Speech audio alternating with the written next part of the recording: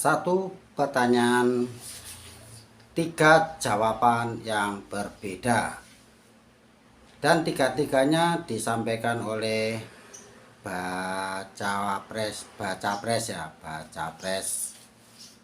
calon presiden Pak Prabowo, Pak Ganjar Pranowo, dan Pak Anies Baswedan.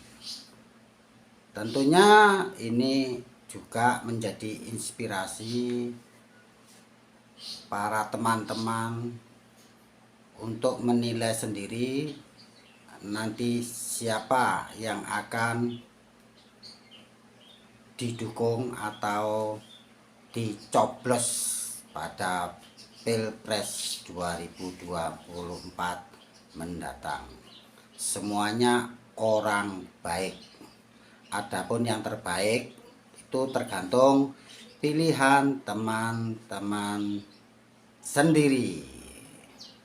Dan apabila milih si A atau Pak Prabowo, silakan komen alasannya apa. Dan kalau milih Pak Ganjar juga alasannya apa. Dan yang terakhir, kalau milih Pak Anies juga alasannya apa.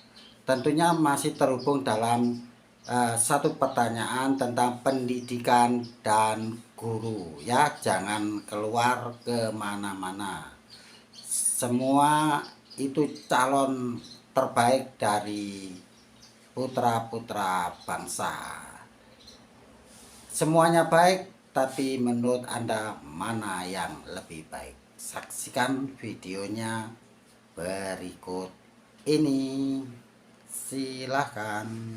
Paling keras, paling cerewet, paling banyak kasih PR, ya kan? Tapi berani Pak marahin Pak Prabowo waktu itu gurunya.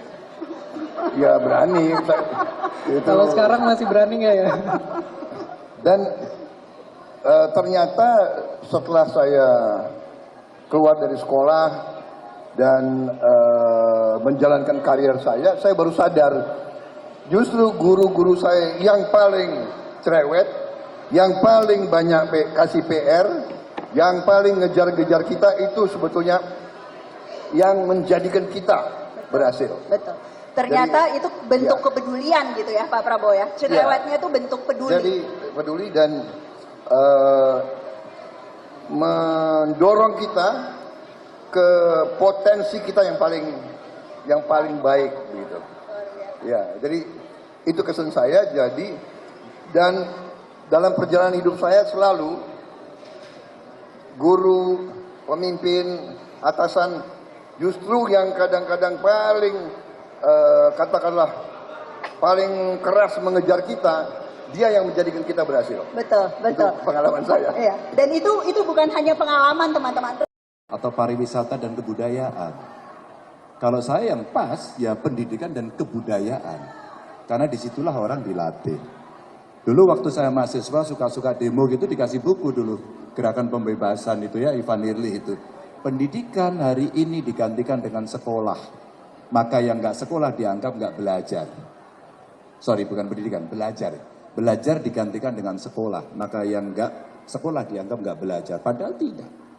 Barusan saya ketemu dengan banyak anak-anak muda bercerita, Pak Ganjar, saya ini penulis, tapi saya nggak mendapatkan proteksi dari copyright.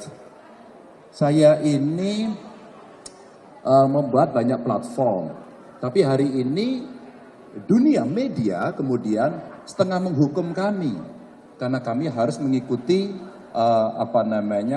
seluruh etik media yang mesti ada. Ini Mas Budi bisa cerita. Lalu saya ceritakan, loh kalau hoaxnya terjadi masa nggak kita bereskan? Nggak dong, nggak boleh. Dan itu harus dimulai dari pendidikan.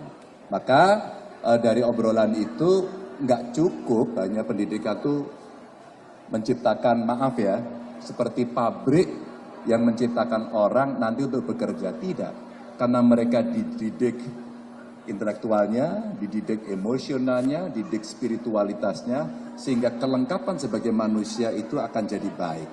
Kira-kira gitu. Dan itu tujuan pendidikan yang utuh gitu ya. Menurut saya itu. Bersamaan pada waktu itu juga saya sambil aktif di organisasi.